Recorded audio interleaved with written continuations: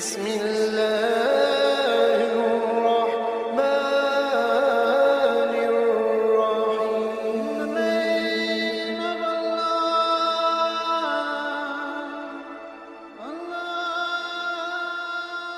الرحيم بسم اللہ الرحمن الرحیم۔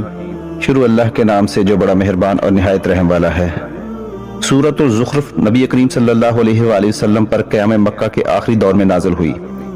یہ وہی زمانہ تھا جب نبی کریم صلی اللہ علیہ وآلہ وسلم کے خلاف قریش کے سردار جادو وغیرہ کے الزامات لگا رہے تھے، اور سب باہم مل کر معاذ اللہ نبی کریم صلی اللہ علیہ وآلہ وسلم کو شہید کرنے کی سازشیں کر رہے تھے، جیسا کہ آیت 79 اور 80 میں صاف اشارہ موجود ہے۔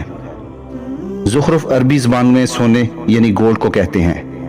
آیت 34 اور 35 میں ذکر کیا گیا ہے کہ دنیا اللہ تعالیٰ کی نظر میں اتنی بے حیثیت اور حقیر ہے کہ اگر یہ اندیشہ نہ ہوتا کہ سب ہی لوگ کافر ہو جائیں گے تو اللہ تعالیٰ کافروں کے گھروں کو سونے اور چاندی کا بنا دیتا۔ اس صورت میں شرک کی مذمت اور توحید کا ذکر ہے۔